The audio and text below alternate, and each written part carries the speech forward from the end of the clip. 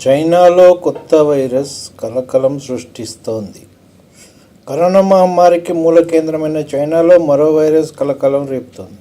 Human మెటానియో virus వేగంగా వ్యాప్తి చెందుతున్నట్టు అక్కడి సామాజిక మాధ్యమాల్లో ప్రచారం జరుగుతోంది.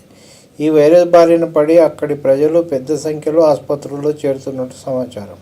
దీంతోపాటు influenza A, mycoplasma, pneumonia, COVID-19 virus కూడా వ్యాప్తి చెందుతున్నట్టు పలువురు పోస్టులు పెడుతున్నారు. ఈ వైరస్ సోకిన వారిలో కోవిడ్ తరహా లక్షణాలే కనిపిస్తున్నట్టు తెలుస్తోంది. వైరస్ వ్యాప్తిని అక్కడి ఆరోగ్య శాఖ అధికారులు నిశితంగా పరిశీలిస్తున్నట్టు సమాచారం.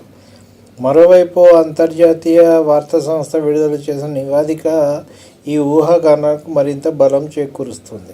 గుర్తు తెలియని ఓ న్యూమోనియా తరహా వైరస్ మూలాలను కనుగొనేందుకు చైనా వ్యాధి నియంత్రణ అథారిటీ ఓ పర్యవేక్షక వ్యవస్థను ప్రారంభించిందని ఆ నివేదిక సారాంశం. చైనా కొత్త వైరస్ గురించి ఇంకొక వార్త. చైనాలో మరో వైరస్ టెన్షన్ పడుతుంది. శ్వాసకోశ వ్యాధికి సంబంధించిన హెచ్ఎంపివి హ్యూమన్ మెటాన్యూమో వైరస్ అక్కడ వేగంగా విస్తరిస్తుంది. కోవిడ్-19 సోకితే ఎలాంటి లక్షణాలు ఉంటాయో ఇది సోకినా కూడా అవే లక్షణాలు కనిపిస్తున్నాయి. ఈ వైరస్ రోగగ్రస్తులు ఆసుపత్రుల్లో క్యూ కడుతున్నారు.